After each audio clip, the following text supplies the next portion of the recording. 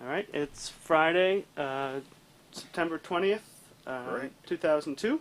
This is Steve Rappaport, and I'm talking with Richard Lewis. We're at the Wright Museum, and we're discussing his life during 1939 to 1945 during World War II. Okay, good morning. Good morning. Um, let's start off with where you were from. I was born in Endicott, New York, in June 13th, 1921. Okay. And growing up in a small family, a Jewish family, and went to regular school, and then in 1938 graduated from high school and went to the University of Alabama because that's all the money we had. For $500 I could go for a year, including room and board. And then at the end of that term I couldn't go back. I had no more money, and I got a job in New York at a factory making pens and pencils. And from there on, a couple of other jobs, you know, the regular gas station, pump, and so forth and so on. And then decided that in 1941, early, I decided that I would like to become a flying cadet. And I enlisted in the Air Force. That's the United States Air Force. And in July, I was accepted as a flying cadet. And was sent to Chickasha, Oklahoma for flight training. And in those days it was the beginning of really the Air Force recruitment program.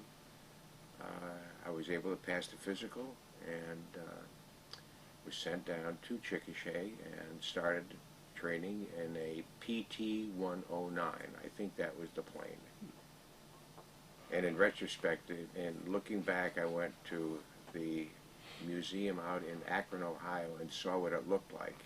It was a big damn airplane, let me tell you. I was 11 hours flying time, and I could not land the damn airplane. I used to land at 100 feet off the ground, and they didn't like that. And they sent me out to Mather Field, California, for navigation training, and I graduated in May 1942. From there, they sent me to Texas as an instructor for navigation, and I was in San Antonio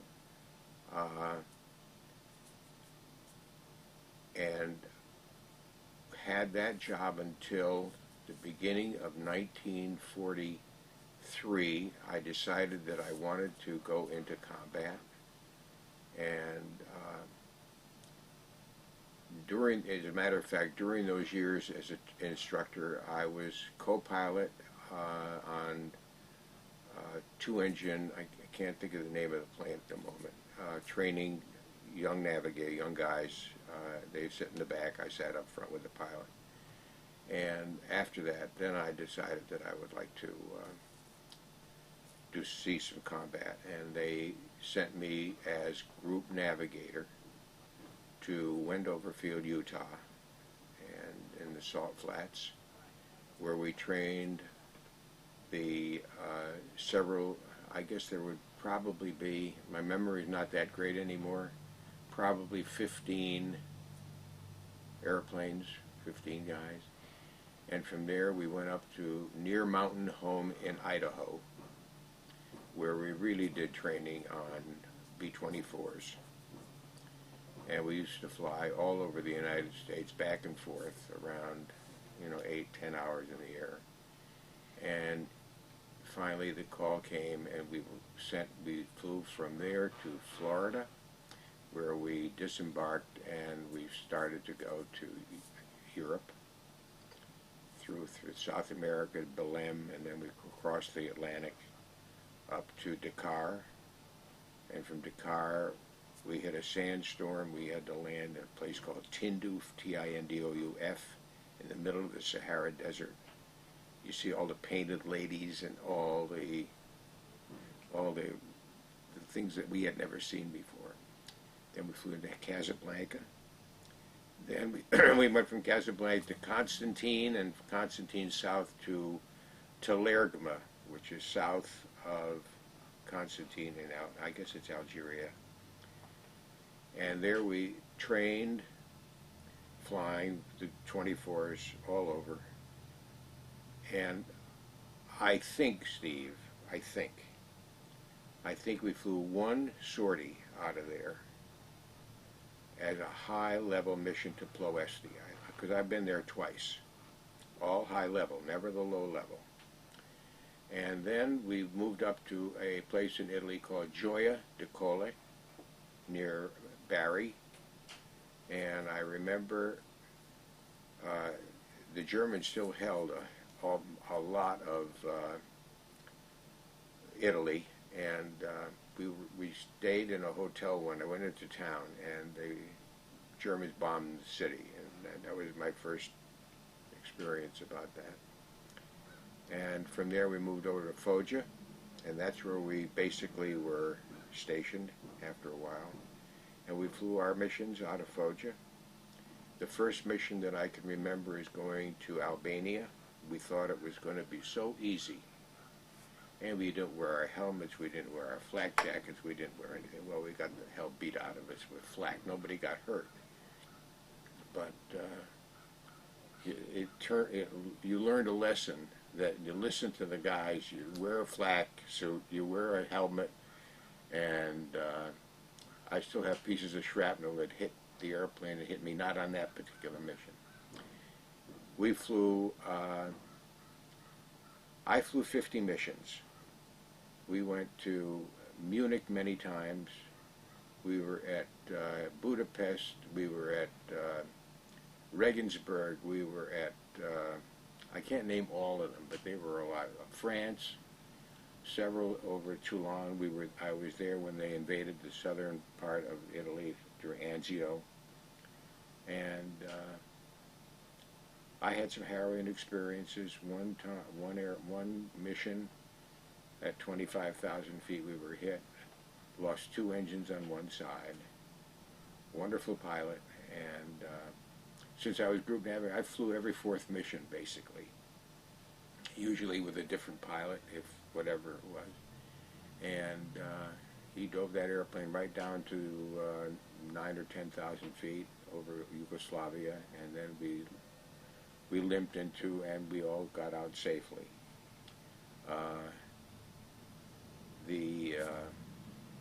The experiences that I had, the worst experiences, I think it was almost my last mission. We went to Toulon, France. I had a very good friend by the name of Jimmy Schneck, and he was flying right wing, a Navigator, and I saw the plane blow up.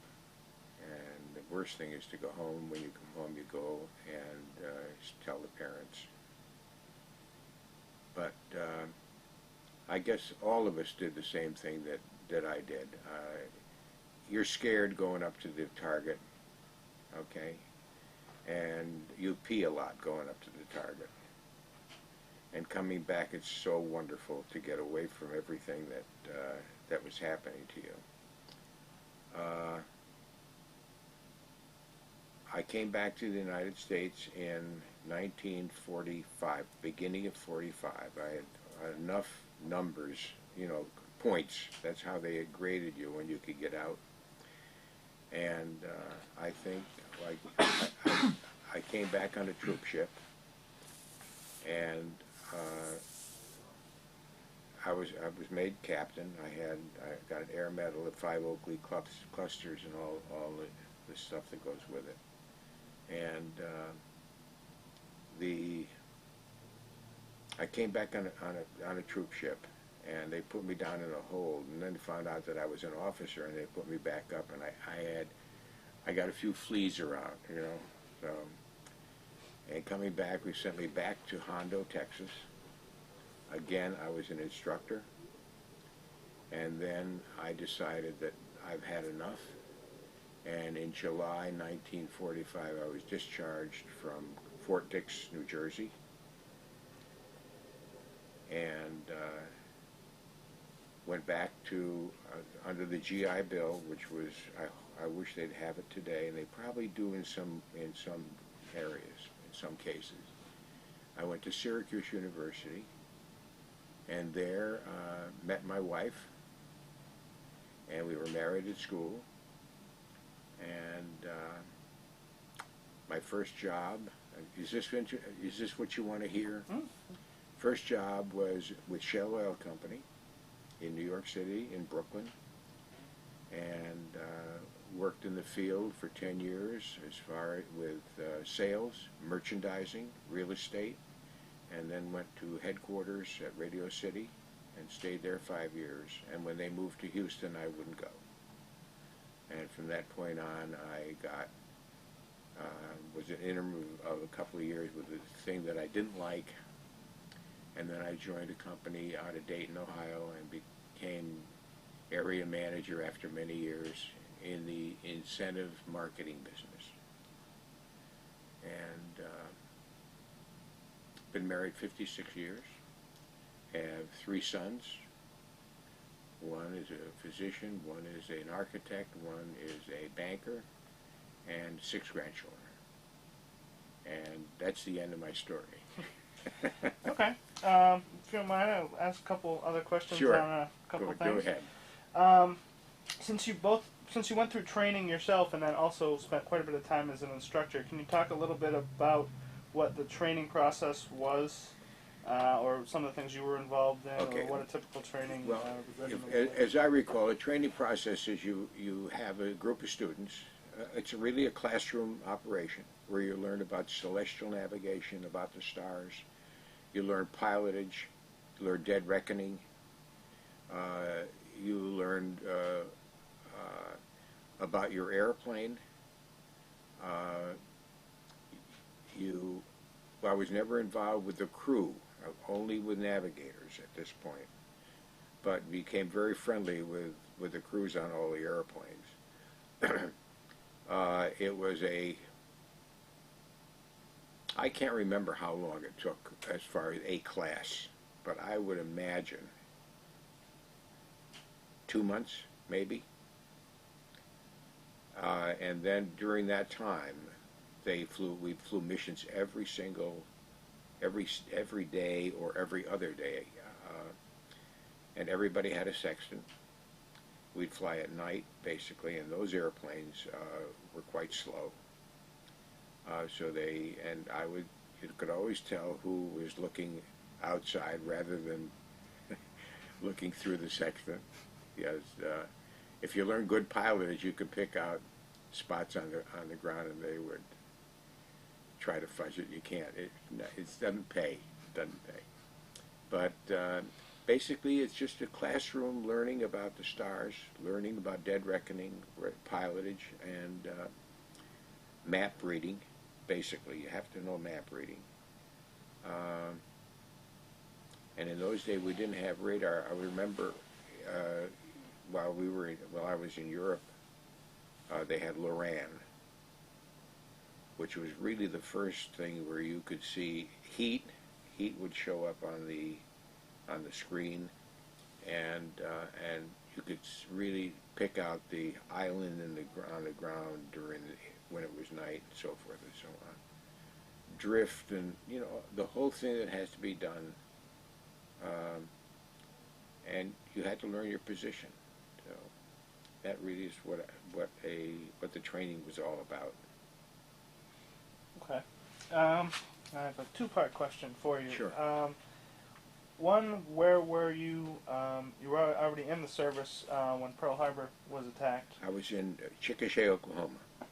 And did your reaction to that play into your desire to, or your request to request combat duty? I don't think so. Okay.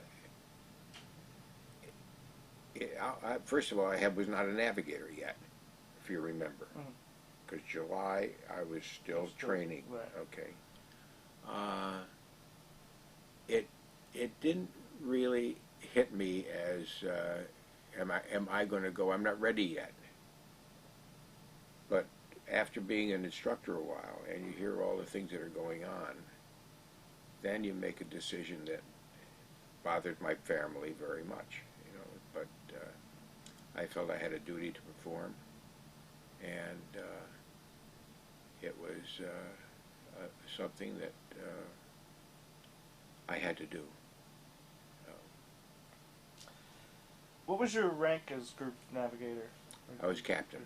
I started out as a second lieutenant. Then became a first lieutenant while I was an instructor, and I became a captain while I was in Europe. So as Group Navigator, you flew every third or fourth? Every fourth mission, usually, yeah. And that was, you said, with different crews?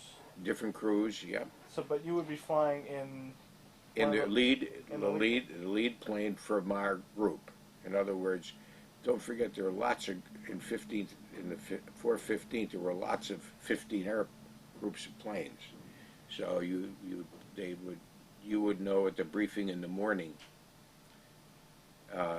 what position what your flight group is going to be, what position they're going to be in. Did you use the box formations like the 8th Air Force used to fly in the? Well, you always have the lead. Well, were the rest of the planes in what was called a box formation with the different levels? Or oh, yeah. In other words, your flight, one, right wing, left wing, rear, right rear, and so forth. There were like 6 airplanes. Oh. Yeah. So. Now, one of the roles of the 15th Air Force, or one of the reasons the 15th Air Force was set in Italy, was to assist with the daylight bombing in Europe, because the 8th Air Force was getting socked in a lot with weather, fog, and... You know something? That never occurred to anybody to ask, okay? You just had a target at a briefing in the morning. You never knew where you were going to go until the morning at whatever time it was, 4 o'clock, 5 o'clock in the morning. And you'd sit there and they'd give you a target. And, you know, if you're a professional, you know how to map it out and so forth and so on. And they would tell you that P-51s are going to be your escort, or P-47s are going to be your escort. And they were a wonderful sight to see because the Germans were tough. They had the first jets as far as the Me-109s and so forth and so on. And we've had a few, you know, in retrospect, the flak was the worst thing that could happen to the mind. You never know where it's going to hit. And you could see the bursts, and you could fly right through them and get hit and not hit. It's a scary proposition if you're young, and you know that people die. I've seen planes land and blow up on landing coming back to base.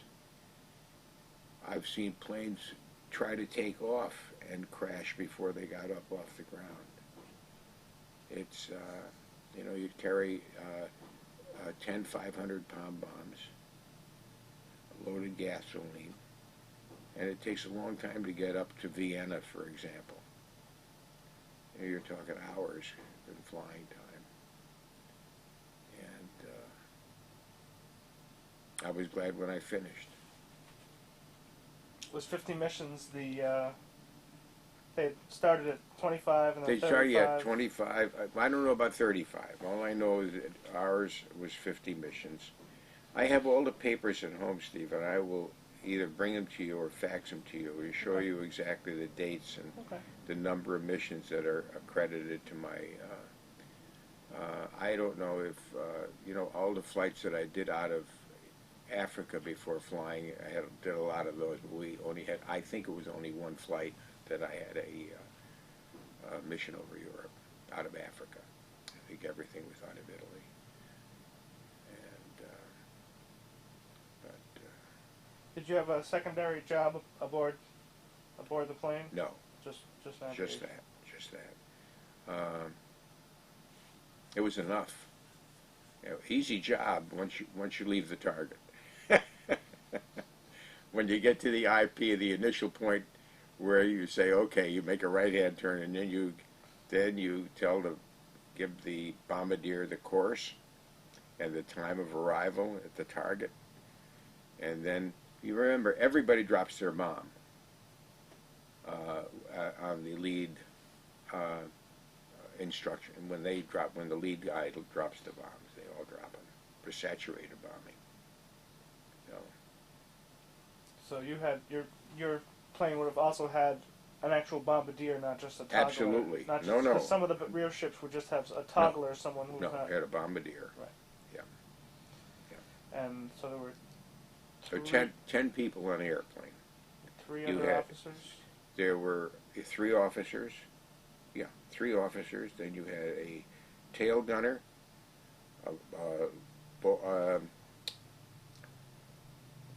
ball turret, and 2 on each side with your guns, and that was 10. So, How did you feel about the Liberator as a plane? I remember when it came, they have 1 or 2 running around the United States. And I took my son many, many years ago to Westchester County Airport to look at a B-24. They had a B-17 and a B-24. And he got in the airplane. He said, "Dad," he said, "where do they all fit?" It's not a big airplane, basically.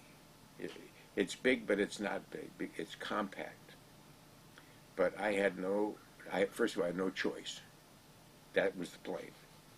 And I know that the 8th Air Force had a lot of credit because they had very tough places to fly. We did too, and they're all the same. We flew during the day, not at night, and not like the English flew at night, if you remember. And but look, it brought me home, so I have no complaints about it. Did you have radar in the planes by the end of your No, 50 minutes? I have Loran. That's Just the only Loran. thing we had. Yeah. Now, when you got back, you actually got out before the war. I got out before the war ended. Correct. Yep. And now, did you go back to school right the following I went in September to school. of September of '45? September 45.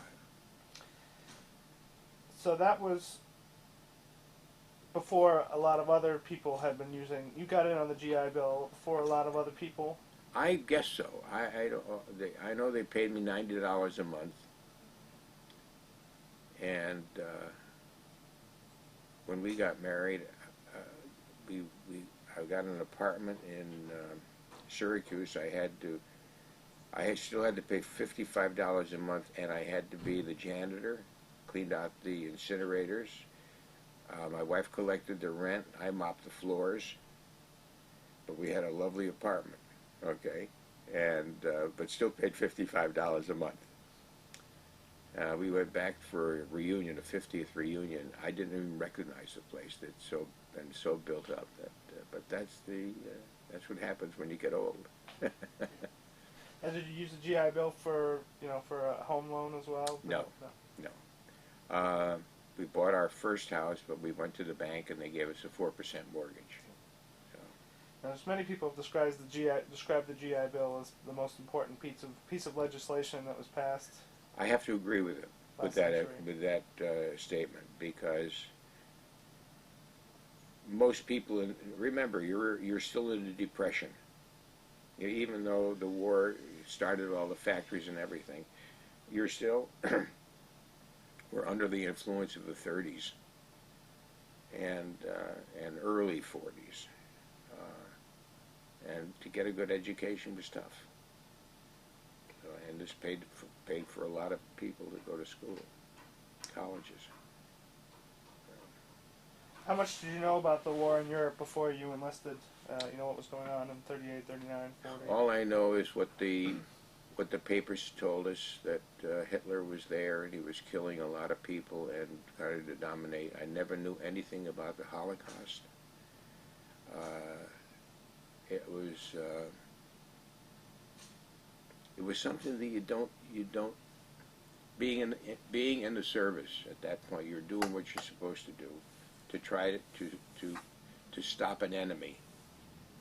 So as far as politics was concerned, I very seldom had any problem with politics. I think the worst thing was when I was in Hondo, Texas in '45 when President Roosevelt died. And nobody knew about President Truman at all. Nobody knew about him. Turned out to be a very, very wonderful president.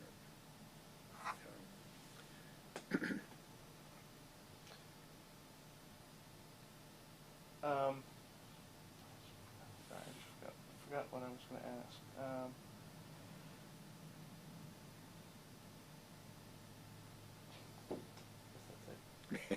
Is there anything else you'd like to add? War is hell. That I can assure you.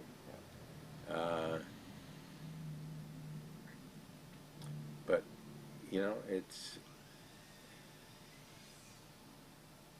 I don't know how people can...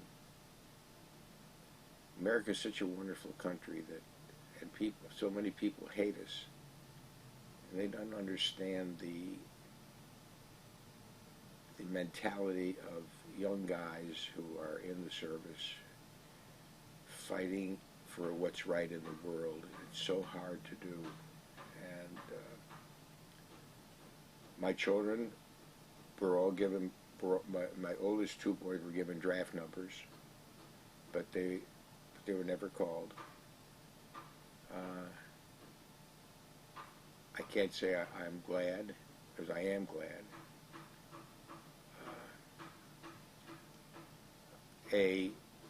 Anybody in the service grows up very quickly. You grow up very quickly.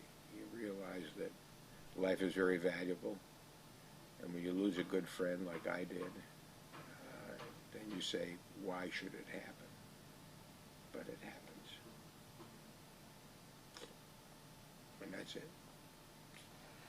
Well, thank you very Enough? much. Okay. Yeah, that sounds good. All right. I will bring some papers to you. Okay. I have an old, I think I can find my old log book. I don't know what else I have, Okay. but I'll look. Yeah. I discharge papers and all that stuff. No, that'd be good. Okay. Good to add. All right. Well, thank you. All right. Set We- this up here. Okay.